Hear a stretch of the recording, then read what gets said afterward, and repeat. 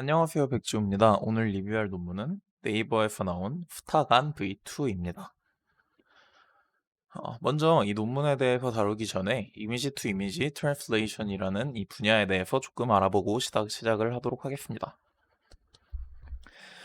이 이름 그대로 이제 이미지 투 이미지는 이미지를 입력으로 받아서 이미지를 출력으로 주는 그런 모델을 얘기를 합니다.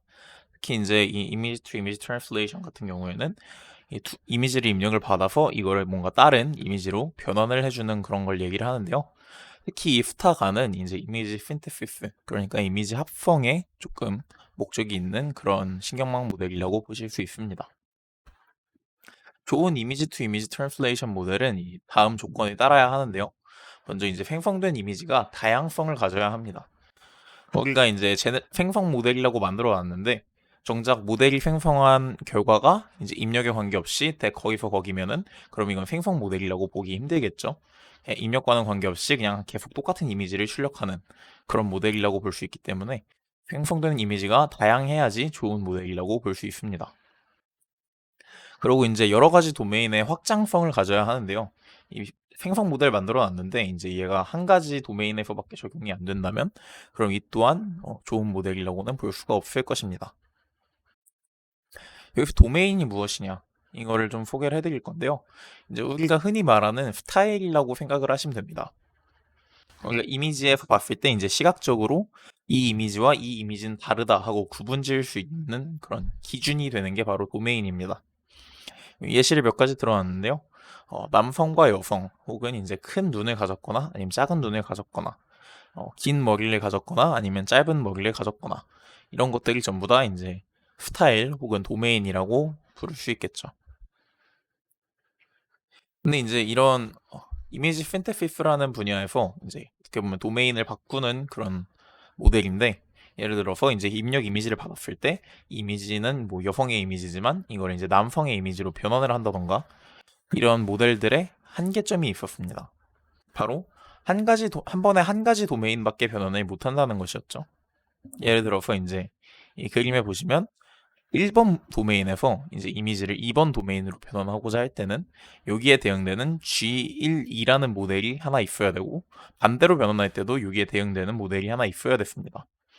다른 도메인으로 변환을 할 때도 모두 마찬가지였기 때문에 우리가 도메인이 K에 있다고 하면은 우리는 K 곱하기 K-1 이렇게 많은 모델을 학습을 시켜야 했죠.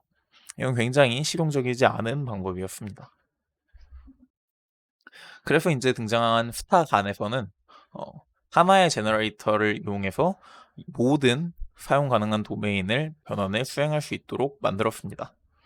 근데 이제 어떻게 했냐면 인풋 이미지만 넣어주는 게 아니라 제너레이터에 이 인풋 이미지와 함께 이제 이 이미지를 어떤 도메인으로 바꾸고자 하는지 이것까지 같이 넣어줬는데요. 이런 방법으로 해서 이제 제너레이터를 하나로 합칠 수 있었지만 이때도 역시 문제는 있었습니다.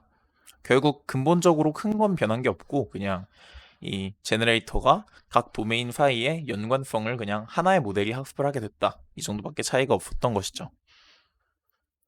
스타간 V2는 이제 이러한 한계를 극복하고 다양한 이미지를 생성할 수 있고 아주 많은 도메인을 다룰 수 있으면서 그러면서도 이제 고퀄리티의 이미지를 생성하는 그런 좋은 모델을 소개를 합니다.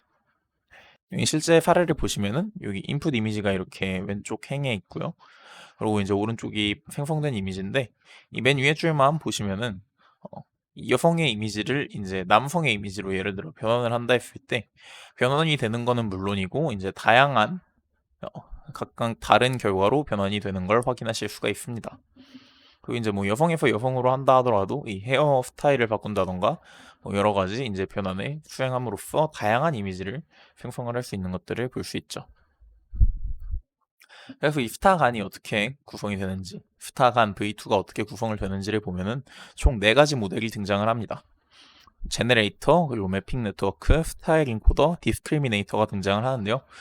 제네레이터와 디스크리미네이터는 이제 그냥 간에서 흔히 쓰이는 거니까 다들 아시리라고 생각을 하겠습니다. 이제 모델 하나하나 각각 뜯어볼 건데요. 먼저 제네레이터를 먼저 봅시다. 제네레이터는 인풋 이미지 X를 받고 이제 거기에 스타일 코드라고 하는 S를 받아서 이 인풋 이미지를 이 스타일 코드에 맞는 스타일로 변환을 시켜서 출력을 하게 됩니다. 이때 이제 이 스타일 코드를 합치는 방법에 Adaptive Instance Normalization이 사용이 되었는데요. 이거는 이제 이 슬라이드를 보시면 됩니다. 이 방법은 이 아래 언급된 논문에서 소개가 된 방법인데요. 먼저 이제 입력 이미지 X를 노멀라이제이션을 해줍니다. 간단한 노멀라이제이션이죠. 이 평균을 빼고 그 표준 편차로 나누는. 이렇게 해서 이제 유니폼 가우시안으로 변환을 한 다음에 다시 이제 인버스 노멀라이제이션을 해주는데 이때 이 X의 평균과 X의 표준 편차를 이용하지 않고 여기에 타겟인 이 S의 표준 편차와 S의 평균을 이용을 합니다. 이렇게 되면은 이제 X의 분포가 S의 분포로 이동을 하게 됩니다. 이런 방법을 사용해가지고 이제 이 X에다가 스타일 코드 F를 합쳤다고 합니다. 그리고 이제 다음 모델 매핑 네트워크 F를 한번 살펴봅시다.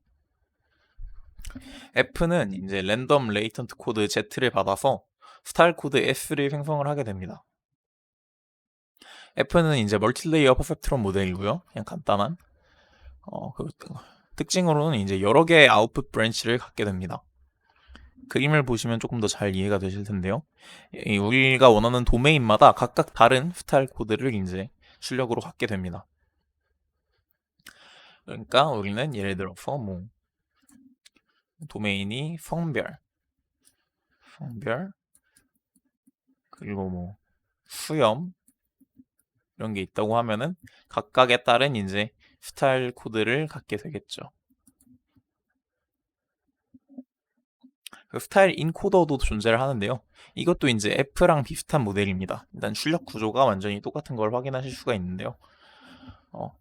이제 다른 거는 이제 F 같은 경우에는 이 랜덤 레이턴트 코드를 받아서 그런 스타일 코드들을 생성을 했다면 이 인코더 E는 이제 이미지를 입력받고 거기에 대응되는 스타일 코드를 생성을 하게 된다는 점입니다.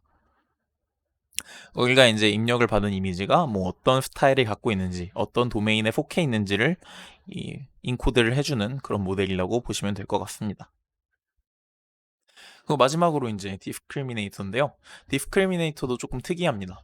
멀티태스크 디스크리미네이터를 사용하는데 보시면은 여러 개의 아웃풋 브랜치를 갖는 걸 확인하실 수 있습니다. 이제 이 이미지가 가짜인지 진짜인지를 그냥 하나로 통으로 판단하는 것이 아니라 각각의 도메인별로 판단을 하게 됩니다. 그래서 이제 이 인풋 이미지가 이 도메인에 실제로 속해 있는 이미지인지 아니면은 이 도메인에 속해 있을 것처럼 만들어진 가짜 이미지인지 이거를 디스크리미네이터가 도메인별로 판단을 하게 됩니다. 그래서 이제 이 트레이닝 오브젝티브인데요. 당연히 이제 제너레이티브 어드버서리를 내시기 때문에 이 디스크리미네이터를 조금 더 잘 속이는 방향으로 학습이 되어야 될 것입니다. 그리고 그 외에도 이제 우리의 목표가 이 신테시스 학습이래. 합성이라는 점에서 이제 거기에 맞는 몇 가지 지표를 가지고 학습이 돼야 될 텐데요. 이 지표들을 이제 하나씩 뜯어보도록 하겠습니다. 먼저 adversarial objective인데요. 이건 그냥 간단하게 디스크리미네이터를 조금 더 잘 속일 수 있게 되는 방향으로 학습을 시키는 손실 함수입니다. 일단 Z를 랜덤하게 얻고 그리고 Y도 하나 픽을 해줍니다. 그러고 이제 거기에 맞는 스타일 코드 F바를 얻게 됩니다. 그러니까 이제 우리가 인풋 이미지 X가 있으면 이 이미지를 뭐 랜덤하게 도메인 뭐 하나를 바꿔보자. 예를 들어서 성별을 바꿔보자 뭐 이렇게 정하고 이제 거기에 맞는 스타일 코드를 생성을 하고 이제 이걸 이용해서 가짜 이미지 GX F바를 얻게 됩니다. 그리고 이걸 이제 이 adversarial loss에 넣게 되는데 이제 이게 실제 이미지인 거하고 아니면 실제 이미지가 아닌 거를 구분할 수 있도록 로스가 구성이 되어 있는 모습입니다.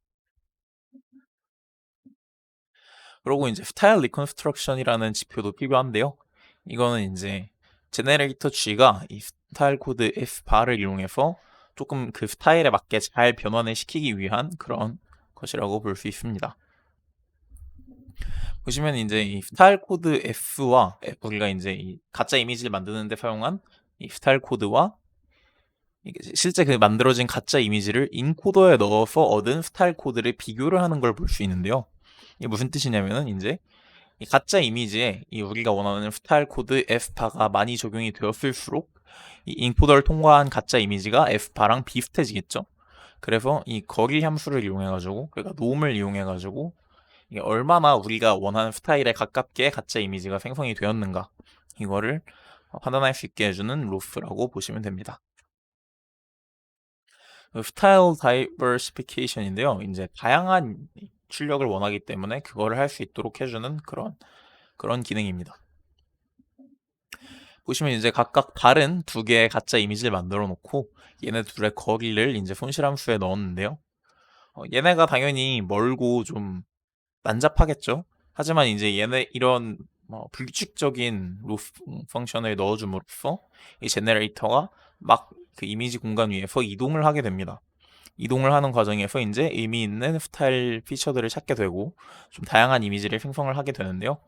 근데 사실 이제 이 루프 같은 경우에는 최적화되는 지점이 없기 때문에 그냥 처음에 이제 G가 좀 움직이게 하기 위해서 사용을 하고 나중에는 이제 디케잉을 이용해서 좀 빼주게 됩니다.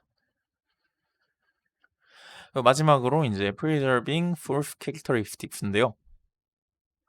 우리가 이제 이미지 합성을 하는 것이지 특정 도메인에 속해 있는 이미지를 처음부터 새로 만드는 게 아니기 때문에 우리가 원하는 이 source 이미지, 인풋 이미지의 X를 어느 정도 보존을 해야 됩니다. 이 보존을 할 수 있게 해주는 그런 루프인데요. 사이클 컨시스턴시 루프라고 이제 사이클 간에서 사용된 방법입니다. 실제 인풋 이미지 X와 그리고 이제 생성된 가짜 이미지를 이용해서 또 원래 이제 스타일 코드를 이용해 가지고 생성한 가짜의 가짜 이미지죠. 되게 복잡한 게 보일 수도 있는 개념인데 이 S 꺽쇠가 이게 뭐냐면은 인코더에다가 인풋 이미지 X를 넣은 것입니다. 그러니까 예를 들어 뭐 성별을 변환한 가짜 이미지를 만들어 놓고 그 이미지를 다시 원래 성별로 되돌리는 거예요. 그래서 복원을 했을 때 얘가 얼마나 원래 이미지랑 같느냐 이거를 보는 것인데 이제 이게 우리가 원하는 대로 제대로 이제 원래 속성들을 유지를 했다면 그냥 원래 뭐 예를 들어서 여자에서 남자로 바꿨다가 남자에서 여자로 다시 바꾼 거기 때문에 거의 같은 이미지가 생성이 되겠죠. 이렇게 함으로써 이제 원본의 중요한 특징들, 예를 들어 자세라든지 뭐 이런 것들을 유지를 하게 됩니다. 그래서 이제 이렇게 복잡한 네 가지 손실함수를 각각 봤는데요.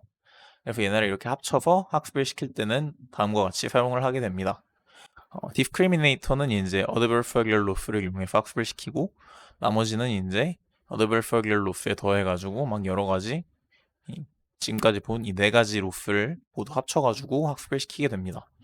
람다로 표현된 이것들은 각각 이제 각각의 로스를 어느 정도 비율로 합칠지 그냥 그걸 설정하는 하이퍼 파라미터고요.